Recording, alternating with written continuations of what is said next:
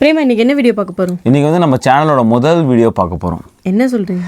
ஆக்சுவலாக இந்த மாதிரி வீடியோ தான் முதல்ல யூஸ்வலாக வந்து இன்ட்ரோ கொடுத்துட்டு அவங்களோட ஒரு லைஃப் ஸ்டைலை சொல்லிட்டு ஆரம்பிப்பாங்க. ஆனால் நம்ம வந்து முன்னாடியே பல வருடங்கள் போனதுனால பல பேருக்கு வந்து தெரிஞ்சிருக்கும்.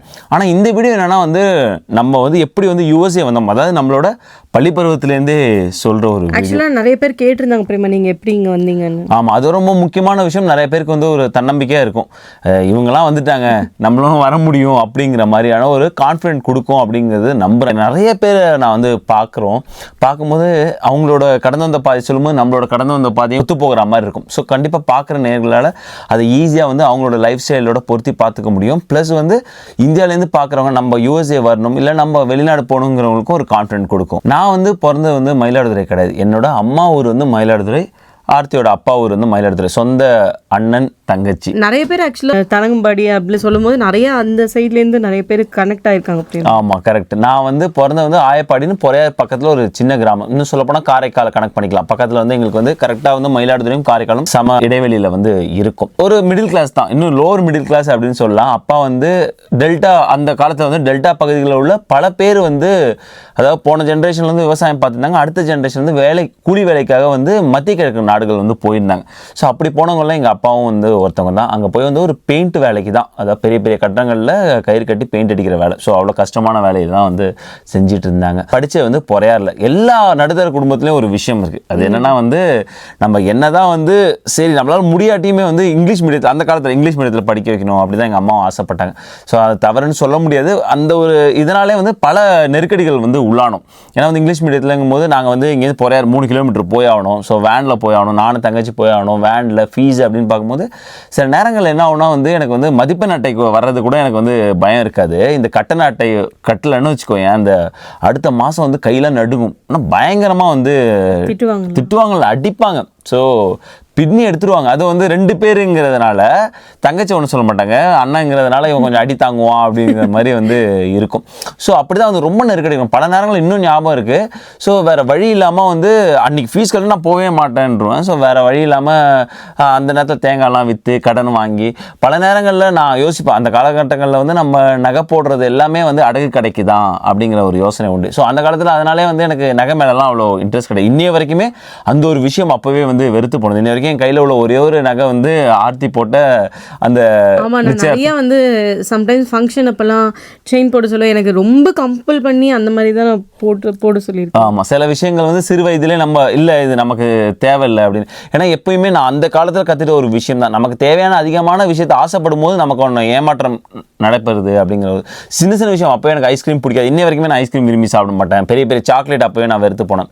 ஸோ இன்னை வரைக்கும் ஏன்னா நம்ம இல்லை கிடைக்கல அப்படின்னு வருத்தப்படக்கூடாது, நம்ம லைஃப்பை என்ஜாய் பண்ணணும் தான் நான் அன்னையிலேருந்து வந்து நினைப்பேன். ஸோ அப்படி இருக்க காலகட்டத்தில் என்ன ஆச்சுன்னா வந்து கொஞ்சம் வளர்றது எனக்கு ரொம்ப ஈஸியாக இருந்தது. வளர்ந்ததுனால வந்து சைக்கிளில் போக வேண்டிய ஒரு விஷயம் இருந்தது. சைக்கிளில் போகும்போது அந்த வேன் ஃபீ கட்டாச்சு. ஸோ அதெல்லாம் ஒன்றும் சந்தோஷம். ஆனால் இவ்வளோ கஷ்டம் இருந்தாலும் அந்த நேரத்தில் வந்து ரொம்ப சந்தோஷமாக தான் இருந்தது. 10th வரைக்கும் நான் வந்து அங்கே பொறையாரில் தான் படிச்சுட்டு இருந்தேன், மெட்ரிகுலேஷன் ஸ்கூலு.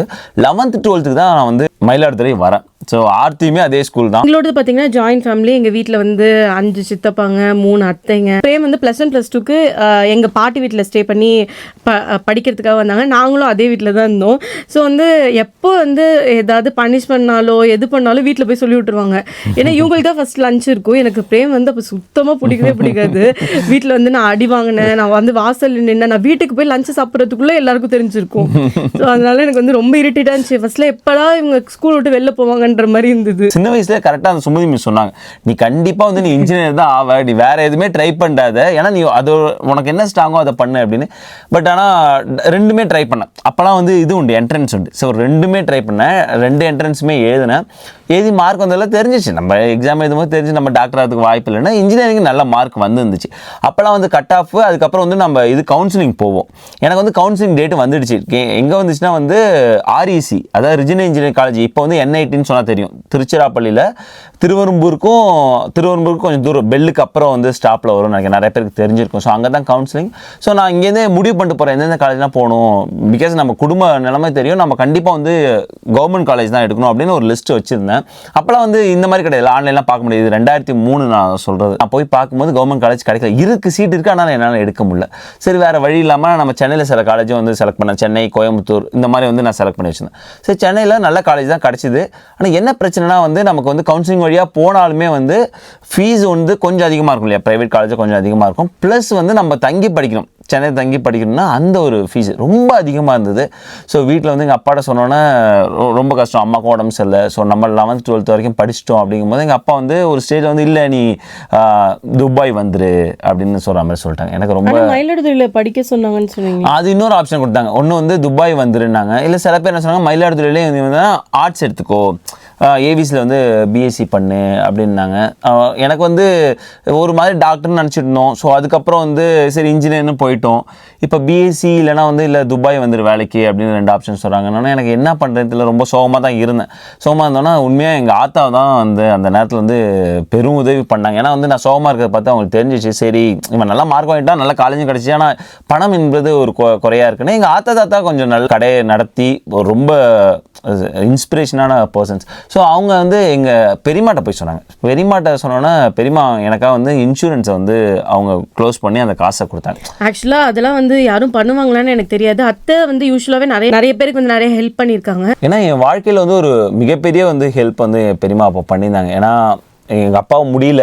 ஸோ வேறு வழியே இல்லை. நான் வந்து ஓகே நம்ம வந்து மைண்ட் வந்து சரி துபாயை போயிடலாமா அப்படிங்கிற மாதிரி இருக்கும்போது வந்து அவங்க ஹெல்ப் பண்ண வந்து அதுவும் அவங்க இன்சூரன்ஸை க்ளோஸ் பண்ணி ஹெல்ப் பண்ண வந்து ரொம்ப பெரிய ஹெல்ப்பாக இருந்தது. பிற்காலத்தில் வந்து அப்பா வந்து பணத்தை கொடுத்துருந்தாலும் அந்த நேரம் இல்லையா, செய்யாமல் செய்தது சிறிதுனும் காலத்தின் நாள பெரிதுன்னு சொல்லுவாங்க. ஏன்னா அவங்க வந்து அந்த ஃபண்டில் போட்டு ஏதோ வச்சுருந்தாங்க. அந்த பணம் வந்து அவங்களோட ரிட்டைர்மெண்ட்டுக்கு யூஸ் பண்ணிக்கலான்ற மாதிரி வச்சுருந்தாங்க. அதை வந்து பிரேக் பண்ணி கொடுத்ததெல்லாம் வந்து பெரிய விஷயம். என்னோட லைஃப்பில் பார்த்தீங்கன்னா நான் வந்து கஷ்டம்லாம் இவங்க சொல்கிற மாதிரிலாம் எந்த கஷ்டத்தையும் நான் பார்த்ததில்லை. 2 பேரும் ஒரே வீட்டில் இருந்தாலும் எனக்கு தெரியும் இவங்க எவ்வளோ ஸ்ட்ரகிள்ஸ் கோ த்ரூ பண்ணுறாங்கன்னு.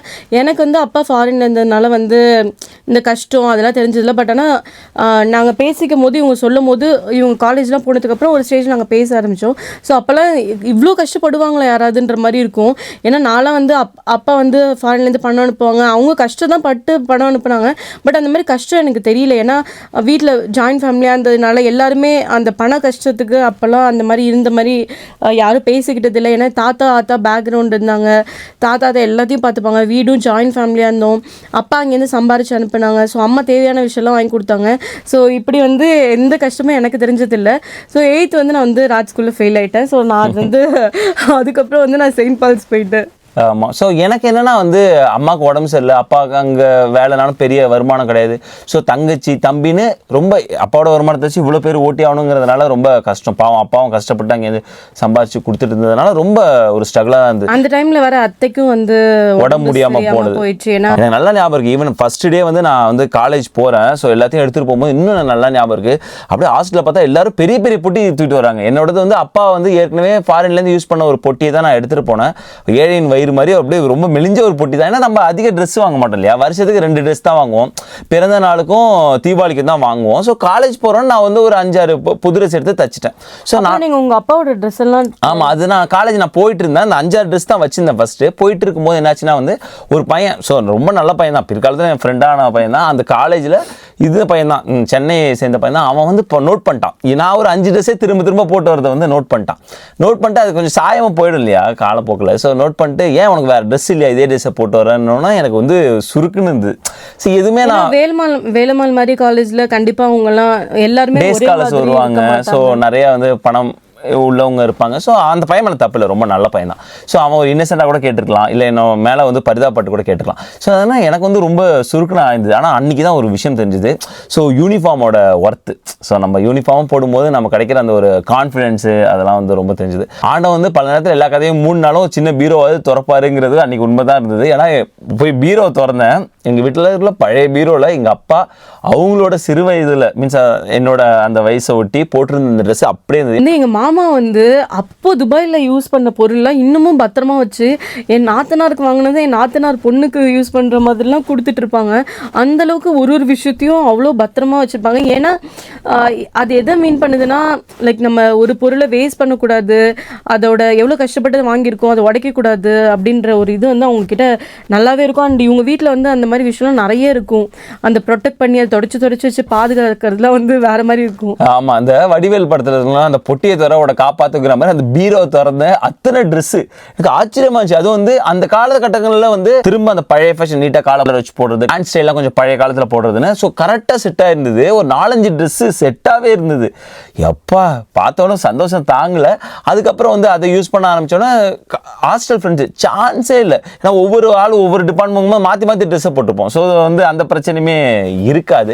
அப்புறம் செகண்ட் இயர் வந்து மெக்கானிக்கல் இன்ஜினியரிங்கிறதுனால 2 நாள் யூனிஃபார்ம் அப்பாடான இருந்தது. அப்போ தான் ஒரு விஷயம் க்ளீனாக இருந்தது வந்து நம்ம படித்தாதான் நம்ம வந்து அடுத்த நிலைமைக்கு போக முடியும். ஏன்னா அந்த நேரத்தில் எங்கள் அம்மாவுக்கு ரொம்ப உடம்பு சரியில்லை. எங்கள் அம்மா வந்து படுத்த படுக்கையாகி SMFல சேர்ந்தாங்க, சுந்தரம் மெடிக்கல் ஃபவுண்டேஷனில் சேர்த்துருந்தாங்க. எங்கள் மாமாலாம் வந்திருந்தாங்க. எனக்கு ரொம்ப இன்னும் அந்த நாள் வந்து கண்ணிலே நிற்கிது. ஆக்சுவலாக அதுக்கப்புறத்துலேருந்து நம்ம 2 பேரும் பேசிக்க ஆரம்பித்தோம். ஆமாம். ஸோ எனக்கு நல்ல ஞாபகம் இருக்குது. இவங்களுக்கு வந்து எக்ஸாம் நினைக்கிறேன். அப்போ வந்து இவங்க அப்பா வந்து ஊர்லேருந்து வந்திருந்தாங்க, அத்தையை பார்த்துக்கிறதுக்காக வந்திருந்தாங்க. அண்ட் நீ தான் வந்து ஃபேமிலியை பார்த்துக்கணும், நீ நல்லா படிக்கணுன்ற மாதிரி சொன்னதாக சொல்லி இவங்க என்கிட்ட சொன்னாங்க. அண்ட் அவங்க அன்றைக்கி கோயிலில் போயிட்டு உட்காந்துட்டு என்ன பண்ணுறதே தெரியாமல் எங்கள் வீட்டுக்கு வந்து அன்றைக்கி கால் பண்ணியிருந்தாங்க. அப்போலேருந்து நம்ம பேச ஆரம்பித்தோம். ஆமாம். ஸோ அன்றைக்கி வந்து உண்மையாகவே வந்து எனக்கு இன்னும் ஞாபகம் இருக்குது. அந்த காலேஜில் வந்து ஒரு முருகன் கோயில் வந்து வாசலில் இருக்கும். அந்த முருகன் கோயில் தனைக்கும் போய் நான் சாமி கும்பிடுவோம். ஸோ அன்னையிலேருந்தே முருகன் வந்து என்கிட்ட ஒட்டிக்கிட்டாரு, இல்லை நான் முருகன்கிட்ட ஒட்டிக்கிட்டேன். நமக்கு தெரிஞ்சிச்சு நம்ம குடும்பம் ரொம்ப நலிவடைந்த சூழ்நிலை இருக்கும். அம்மாவுக்கும் இப்படி எங்கள் அம்மா வந்து உயிரோட வருவாங்களாங்கிற ஒரு ஸ்டேஜுக்கு போயிட்டாங்க அவங்க. ஸோ ஆனால் என் ஃப்ரெண்ட்ஸ் யாருக்குமே தெரியாது. நான் அன்றைக்கி வந்து ஹாஸ்டல் அழுகுறேன், யாருக்குமே தெரியாமல் தான் அழுதேன். ஸோ ஏன்னா நம்மளோட அந்த சோகத்தை என்றைக்குமே நான் மற்றவங்கள்ட்ட ஷேர் மீன்ஸ் கடத்தணும்னு நினைக்க மாட்டேன். ஏன்னா ரொம்ப எங்கள் ஹாஸ்டல் ரொம்ப ஜாலியான ஒரு இடம். ஸோ இன்னும் என் ஹாஸ்டல் ஃப்ரெண்ட்ஸை பேசும்போது அந்த ஒரு சந்தோஷம் இருந்துக்கிட்டே இருக்கும். ஏன்னா முதல் நாள் எக்ஸாம்னா நைட்டு ஃபுல்லாக படிப்போம், நைட்டு ஃபுல்லாக சொல்லி கொடுத்துட்ருப்போம். 3-4 மணி வரைக்கும் படிப்போம். அடுத்த நாள் ஒரு 3 மணி நேரம் 4 மணி நேரம் தூங்குவோம். ஸோ ரொம்ப ஒரு சந்தோஷமான இருந்த நாட்கள் என்னோட சிறு வயது. அப்புறம் இந்த காலேஜ் லைஃப் முடிஞ்சுது. நான் இங்கே லீவுக்கு வந்துட்டேன். திரும்ப 4th இயர் ஆரம்பிக்கும் போது நான் போட்டிலாம் தூக்கிட்டு போகிறேன். 4th இயர் படிக்க போகிறோம், ஃபைனல் இயர் போக போகிறோன்னு. அன்றைக்கி பார்த்தா எனக்கு பிளேஸ்மெண்ட்டு.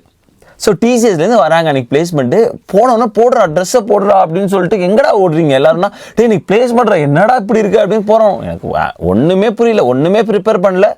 ஆஃபீஸாக நான் மெக்கானிக்கல் ஸ்டூடெண்ட் வேறு, கொஞ்சமாவது ப்ரிப்பரேஷன் வேணும். போயிடுச்சு. ஐயோ இப்படி ஒரு வாய்ப்பை விட்டோம். நிறைய பேர் வந்து செலக்ட் பண்ணேன். உடனே என் ஃப்ரெண்ட்ஸ், என்னோட காலேஜ் ஃப்ரெண்ட்ஸ் சான்ஸே இல்லை. ஸோ நிறைய ரொம்ப நல்ல ஃப்ரெண்ட்ஸு. நம்ம சொல்லுவோம் இல்லையா, ஸோ சென்னை பசங்க தான், ஆனால் அவ்வளோ நல்ல பசங்களாக இருப்பாங்க. இன்னும் நான் என்னோடய ஃபைனல் இயர் ப்ராஜெக்ட் பண்ணும்போது அவங்க அப்பா அம்மா வந்து டாக்டர், 2 பேருமே டாக்டரு. ஸோ அவன் நானும் இன்னொரு பையன் தான் வந்து பண்ணுறோம். ஸோ அவங்க வீட்டுக்கு என்னை கூப்பிட்டு போய் அவங்க பாட்டி வந்து சமைச்சு கொடுப்பாங்க. இன்னும் எனக்கு அந்த சுவை இருக்குது. அந்த சாம்பார் சாதமும் புடலங்காய் கூட்டும் இன்னும் எனக்கு நல்லா நினச்சி பார்க்க முடியுது. ஸோ அந்த மாதிரி வந்து ரொம்ப நல்ல பசங்க. உண்மையாக ஃப்ரெண்ட்ஸு தான் வந்து வாழ்க்கையில் வந்து நமக்கு கிடைச்ச வந்து பெரிய சொத்து. ஏன்னா ரத்த சொந்தங்களை நம்ம முடிவு பண்ண முடியாது. பிறந்த பிறகு வேற வழியே இல்லை, அவ்வளவுதான். ஆனால் இந்த மாதிரியான சொந்தங்கள் நம்ம முடிவு பண்ண முடியும். இந்த மாதிரியான நண்பர்கள் வந்து இப்போ எவ்வளோ மிஸ் பண்ணுறோன்னு என்னால் ஃபீல் பண்ண முடியுது. உங்களுக்கு இந்த மாதிரியான நண்பர்கள் இருந்தால் தயவு செஞ்சு, அதுவும் அமெரிக்காலாம் கிடைக்கிறதெல்லாம் வரப்பிரசாதம், கண்டிப்பாக வந்து விட்டுறாதீங்க. எதுக்காகவும் விட்டுறாதீங்க.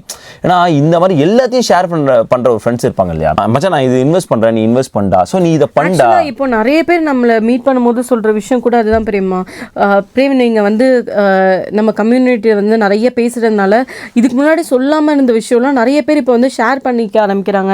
அது ரொம்ப ரொம்ப நல்ல விஷயம். நீங்கள் ஸ்டெப் எடுத்து வச்சிங்க. ஸோ அது ரொம்ப இங்கே எல்லாருமே அதை யூஸ் பண்ணிக்கிறதுக்கு நல்ல ஒரு ஆப்பர்ச்சுனிட்டியாக இருக்குது. ஆமாம், கரெக்ட். ஏன்னா நல்ல நண்பர்கள் கிடைக்கிறது ரொம்பவே அபூர்வம். அதுவும் யூஎஸ்ஏல நான் பார்த்தது ஒரு ஸ்டேஜில் வந்து எல்லாருமே நம்ம டுவர்ட்ஸ் வந்து பணத்தை தாண்டி ஓடிட்டு இருக்கும்போது வந்து அது நம்ம வயசும் போயிடும். நம்ம காலேஜ் லைஃப்லாம் எவ்வளோ நல்ல நண்பர்கள் இருந்திருப்பாங்க. கையில் காசு இருக்காது, அவ்வளோ நல்ல நண்பர்கள் இருப்பாங்க. இப்போ கையிலலாம் காசு இருக்குது, அந்த நண்பர்களை தேடி அலைய வேண்டியதாக இருக்குது. ஸோ அந்த மாதிரி உங்களுக்கு நண்பர்கள் கிடைச்சா கண்டிப்பாக வந்து மிஸ் பண்ணாதீங்க. இருக்க பிடிச்சிங்க அந்த நண்பர்கள். வந்து ராஜ்ஸ்கூலில் வந்து 8th ஃபெயில் ஆகிட்டேன். ஸோ அப்புறம் வந்து செயின்ட் பால்ஸில் போய் அத்தை தான் வந்து எங்கள் அப்பாவோட ஃபஸ்ட்டு தங்கச்சி தான் வந்து வா உன்னை செயின்ட் பால்ஸில் சேர்த்து விட்றேன்னு சொல்லி கூட்டிகிட்டு போய் அங்கே என்ட்ரன்ஸ் எக்ஸாம் எழுதணும்.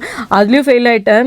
அப்புறம் திரும்ப இன்னொரு கார்டு வாங்கி திரும்ப போய் எழுது அப்படின்னு சொல்லி திரும்ப அனுப்பிச்சி விட்டாங்க. அந்த விஷயம் வந்து புஷ் பண்ணலன்னா அவ்வளோதான். எங்கள் தாத்தா வந்து எங்கள் அத்தைக்கிட்ட சொல்லி எப்படியாவது போய் செயின்ட் பால்ஸில் சேர்த்து விட்டு அப்படின்னு சொல்லி அனுப்பிச்சாங்க. ஸோ எனக்கு வந்து 9th 10th +1 +2 எப்படி போச்சுன்னே தெரியல. நல்ல ஃப்ரெண்ட்ஸ் கிடைச்சாங்க ஆக்சுவலாக எனக்கு. அதுக்கப்புறம் வந்து நானும் பிரேமும் பேசிக்கிட்டதுனால நிறைய விஷயம் இந்த இவங்கள மாதிரி படிக்கணும் அந்த மாதிரி விஷயம்லாம் இல்லை.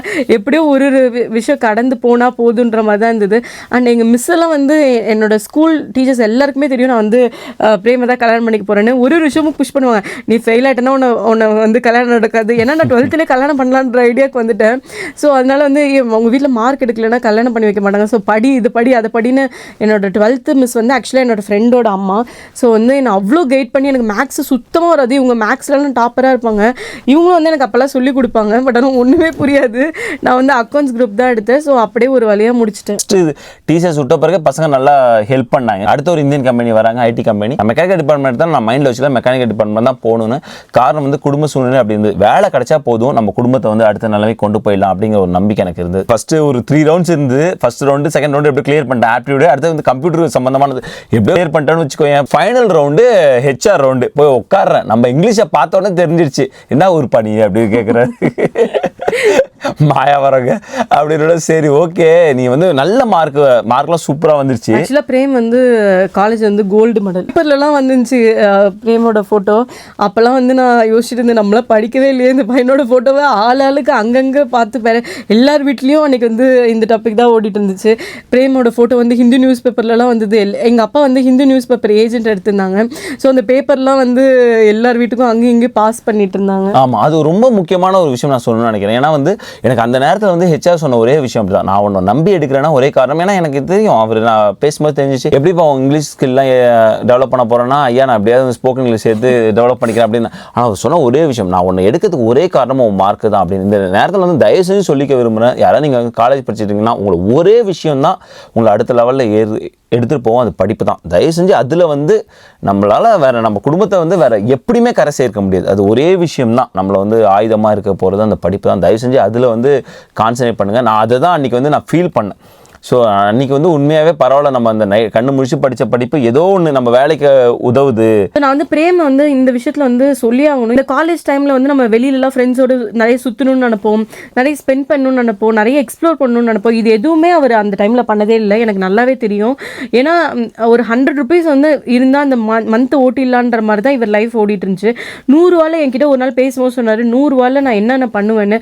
நான் அப்படியே எனக்கு பயங்கரமாக கதிரி அழுவச்சு. ஏன்னா நான் 100 ரூபாய் எடுத்துகிட்டு போய் அப்போயே ஈஸியாக செலவு பண்ணிட்டு வந்துடுவேன். ஆனால் அந்த மந்த் ஃபுல்லாக அவர் வச்சு செலவு பண்ணுவேன்னு சொன்னார். அண்டு எப்போ நான் பிரேமை பார்த்தாலும் மாடியில் உட்காந்து படிச்சுட்டே இருப்பார். அவர் மைண்டை வந்து டிஸ்ட்ராக்ட் பண்ணதான் எனக்கு தெரியவே தெரியாது. இருந்தாலும் வந்து பயங்கரமாக வீட்டில் திட்டு வாங்குவார். இப்படி இருக்க பையனுங்க வீட்டில் திட்டுலாம் விழுவும், பயங்கரமாக திட்டு விழுவும், அடி வாங்குவார். ஆனால் அந்த விஷயத்தில் வந்து நான் பிரேம் வந்து நிஜமாவே கிரேட் தான். ஏன்னா என்ன இப்போ நான்லாம் படிக்க ஆரம்பிச்சப்போ காலேஜ்லாம் படித்தா படிப்பேன், இல்லைனா ஃபெயில் ஆகிடுவேன், அப்படி தான் நான்லாம் இருந்தேன். ஆனால் இவங்க வந்து அந்த அளவுக்கு டெடிகேஷனாக படித்தாங்க. அதனால தான் அவங்களுக்கு அந்த கோல்டு மெடல், அவங்களுக்கு எல்லா அப்ரிசியேஷனும் கிடைச்சதுக்கு ரீசன். நிறைய பேர் அந்த மாதிரி இருந்திருப்பாங்க. ஸோ நம்மள மாதிரி வந்து மிடில் கிளாஸ்ல இல்லை, மோஸ்ட் ஆஃப் த பீப்புள் வந்து அந்த மாதிரி காலேஜ் டைமில் வந்து மைண்ட் டிஸ்ட்ராக்ட் ஆகுறது ரொம்ப நார்மல் தான் இல்லை? ஆமாம். ஸோ அதை வந்து அதுவும் ரீசன்ட் டைமாக ரொம்ப அதிகமாக இருக்குது. ஸோ அதான் சொன்னேன், ரொம்ப இம்பார்ட்டன்ஸ் தயவுசெய்து நீங்கள் பார்க்குறீங்க எதுனா இது ரொம்ப ரொம்ப முக்கியம். இன்னும் காலங்கள் வரும்போது வந்து இப்போ வந்து 2 விதமாக பிரியலாம். ஸோ ஒருத்தவங்க யார் டெடிக்கேட்டராக அதில் போகிறாங்க, இன்னொருத்தவங்க அதுலேருந்து யார் வந்து டிவைட் பண்ணி போகிறாங்க அப்படின்னு தயவுசெய்து நீங்கள் அந்த டெடிக்கேட்டாக போகிறதுல இருந்துங்க. ஏன்னா அது உங்கள் குடும்பத்தை அடுத்த நிலைமைக்கு கொண்டு போகும். நான் வந்து 12th முடிச்சதுக்கப்புறம் வந்து காலேஜ் வந்து ஏவிசியில் தான் சேர்ந்தேன், ஆர்ட்ஸ் காலேஜில். ஸோ பிகாம் தான். அங்கே பிகாம்க்கும் வந்து நிறையா நான் ஒரு 800 சம்திங் மார்க் எடுத்திருந்தேன். மாமா வந்து காலேஜில் வந்து ஏவிசி காலேஜில் வந்து ஹிஸ்ட்ரி டிபார்ட்மெண்ட்டில் ஹெச்ஓடியாக இருந்தாங்க. அத்தை வந்து சொல்லி தான் கூட்டிகிட்டு போனாங்க. மாமா யாருக்காகவும் ரெக்கமெண்டேஷன் பண்ணதில்லை. நான் வந்து உன்னை கூட்டிகிட்டு போகிறேன்னு சொல்லி அத்தை தான் வந்து என்னை பிகாமில் சேர்த்து விட்டாங்க. ஸோ அங்கே இருக்க ப்ரொஃபஸர் எல்லாருக்கும் தெரியும், இந்த பொண்ணு எப்படியாவது இங்கேருந்து பாஸ் பண்ணி போனால் போதும், இது எங்கேயாவது கல்யாணம் பண்ணி போயிடும் அப்படின்னு சொல்லிட்டு பிகாமோட அப்படி முடிஞ்சு நான் யூஸ் வந்துட்டேன். அவங்க பிளேஸ் ஆகி அவங்களுக்கு வந்து லெட்டர் வரல, வந்து மாயத்துக்கு வந்திருந்தாங்க. அந்த டைம்ல கூட அவங்க வீட்டில் இருக்கக்கூடாதுன்னு சொல்லிட்டு ஆங்கரிங் பண்ணா 100 ரூபா ஏதோ சம்திங் தருவாங்கன்னு சொல்லிட்டு அந்த ஒரு சேனல், லோக்கல் சேனல் எல்லாம் போய் வந்து ஆங்கரிங் பண்ணிட்டு இருந்தாங்க. அதுக்கும் ஏன் வேலைக்கு போகலன்னு அவ்வளோ திட்டு வாங்குவாங்க. பட் இருந்தாலும் அந்த டைம்ல கூட நான் போவேன், இன்னைக்கு இல்லப்பா வேலை அப்படின்ட்டுருவாங்க. ஐயோ என்னங்க அப்படி. அப்பனா தமிழ் பேச்சுன்னு ஒரு மாதிரியான ஒரு நிகழ்ச்சி, தமிழ்லேயே ஃபுல்லா பேசணும் அப்படின்னு. அதில் பாதி கால் நான் வீட்டுல இருந்து நாட்டு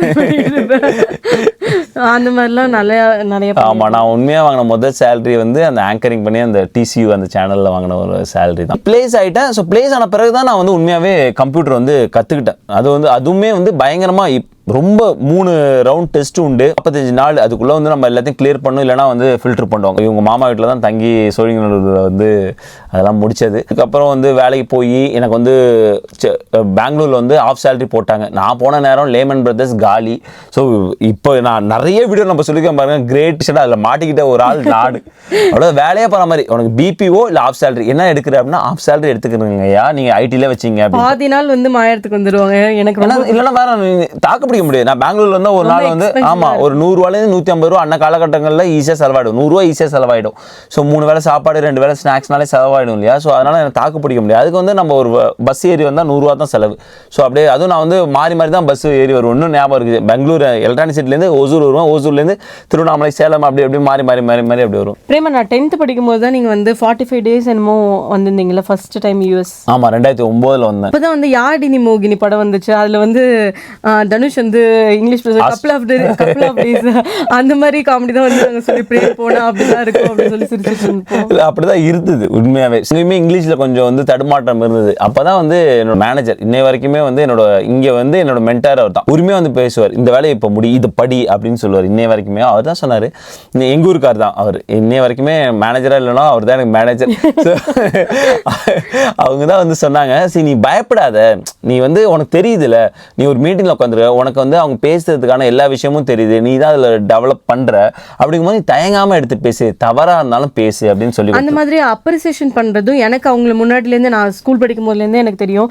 அப்போல்லாமே இவங்க ஷேர் பண்ணிப்பாங்க. கண்டிப்பாக எல்லாருமே அந்த மாதிரி ஒரு விஷயம் இருக்கணும் பிரேமா. ஏன்னா ஒருத்தவங்களை அப்ரிஷியேட் பண்ணுறதும் இன்னொருத்தவங்களும் வளர்ந்து வரணும்னு நினைக்கிறது ரொம்ப ரொம்ப கம்மி இப்போல்லாம் யோசிக்கிறது. ஸோ எல்லாருமே அந்த மாதிரி இருக்கணும்னு நினைக்கிறேன். ஆமாம். ஸோ அப்ரிஷியேஷன் கண்டிப்பாக வந்து வேணும். ஸோ மற்றவங்களோட அடுத்த ஸ்டெப் எடுத்து வைக்கிறது உங்களோட சின்ன அப்ரிஷியேஷனாக இருக்கலாம். அவங்க வாழ்க்கையில் வந்து ஒரு பெரிய மாற்றம் வந்து ஏற்படுத்தலாம். இன்னும் ஞாபகம் இருக்குது, நான் வந்து சென்னையில் இருக்கும்போது கொஞ்சம் வந்து லேட்டாக, காலையில் கொஞ்சம் லேட்டாக தான் வருவேன், நைட்டு கொஞ்சம் ரொம்ப ஸ்ட்ரெச் பண்ணி தான் ஒர்க் பண்ணுவேன். ஸோ அப்போ சொல்லுவாங்க, நீ ஏன் வந்து நைட்டு வந்து இவ்வளோ ஸ்ட்ரெச் பண்ணி ஒர்க் பண்ணுற, நீ அது காலைல சீக்கிரம் இல்லாமல் அப்படின்னு உரிமையாக சொல்லுவாங்க. எனக்கு வந்து ஒரு அண்ணன் மாதிரி வந்து எல்லாமே வந்து கைட் பண்ணுவாங்க, சான்ஸில். ஸோ அது வந்து அதான் நமக்கு தேவை. நான் சொல்கிற விஷயம் வந்து நமக்கு டெடிகேஷன் ரொம்ப தேவை. நம்ம என்ன பண்ணுறோம் அதில் வந்து நம்ம உண்மையாக இருக்கணும். சரி, நம்மள்ட்ட இருக்குது இல்லைங்கிறதுலாம் வேறு விஷயம். நம்ம இன்னொரு விஷயத்துக்கு ஆசைப்பட்டுட்டே உட்காந்துனோன்னா அந்த விஷயமே இருக்காது. நான் என் வாழ்க்கை நம்மள்ட்ட இருக்கிற விஷயத்தை வச்சு நம்ம அடுத்த லெவலுக்கு வந்து பார்க்கணும் அப்படிங்கிறது. கண்டிப்பாக வந்து நல்ல நண்பர்கள், நல்ல மென்டார், இது எல்லாமே வந்து தேவை. ஸோ இதுதான் வந்து என் வாழ்க்கையிலேருந்து நான் வந்து கற்றுக்கிட்டது. அண்டு நீங்கள் சொன்ன கடைசி பாயிண்ட் கண்டிப்பாக அப்ரிஷியேஷன். ஏன்னா வந்து அந்த ஒரு விஷயம் நான் நகர்த்திச்சு நான் நினைக்கிறேன். ரைட், நான் வந்து ஃபஸ்ட்டு டிசியில் போய் சொல்லும்போது வந்து பேசிட்டு வரும்போது எல்லாருமே வந்து அப்ரிஷியேட் பண்ணாங்க, ரொம்ப நல்லா இருந்தது நீ தமிழில் பேசினது அப்படின்னு. ஸோ அது இன்னும் தமிழ் மேலே என்னோட ஆர்வத்தை அதிகமாச்சு. நிறைய கவிதைகள், கதைகள்லாம் அதுக்கப்புறம் எழுதுறதா இருக்கட்டும். சூப்பராக கவிதை அவ்வளோ சூப்பராலாம் இல்லை. சரி, அதுக்கப்புறம் வந்து படிப்புலையுமே சரி, எல்லாத்துலேயும் நீ சொன்ன பாயிண்ட் அந்த அப்ரிஷியேஷன் ரொம்ப முக்கியம். ஸோ உங்களுக்குமே சரி, நல்ல நண்பர்கள் இருக்கும்போது முக்கியமான விஷயம் அவங்கள அப்ரிஷியேட் பண்ணாமல் விட்டுறாதீங்க. இதுதான் எங்கள் ஸ்டோரி. ஆக்சுவலாக இது ஃபர்ஸ்ட்லேருந்து நீங்கள் வந்து சேனல் இன்ட்ரோ எடுங்க, நீங்கள் 2 பேரும் ஆப்போசிட்ல இந்த மாதிரி நிறைய வந்து உங்களோட கமெண்ட்ஸ் வந்துட்டே இருந்திருக்கு. அண்ட் இது மாதிரி நீங்கள் எப்படி வந்தீங்க அதை சொல்லுங்கள், நிறைய பேருக்கு மோட்டிவேஷனாக இருக்கும். அது மாதிரி இங்கேருந்து இந்தியாவிலேருந்து பார்க்கும்போது நாங்களும் வரணும்னு நினைப்போம் அப்படிலாம் சொல்லி நிறைய பேர் சொல்லியிருந்தீங்க. ஸோ இதுதான் இவங்க வந்த ஸ்டோரி, இதுதான் நான் வந்த ஸ்டோரி. உங்களுக்கு இந்த வீடியோ பிடிச்சிருந்தா மறக்காம லைக் பண்ணுங்கள், ஷேர் பண்ணுங்கள், சப்ஸ்கிரைப் பண்ணுங்கள், மறக்காம அந்த பெல் ஐகான் தட்டி விட்டு போங்க. தேங்க்ஸ் ஃபார் வாட்சிங் திஸ் வீடியோ ஃப்ரெண்ட்ஸ். நன்றி.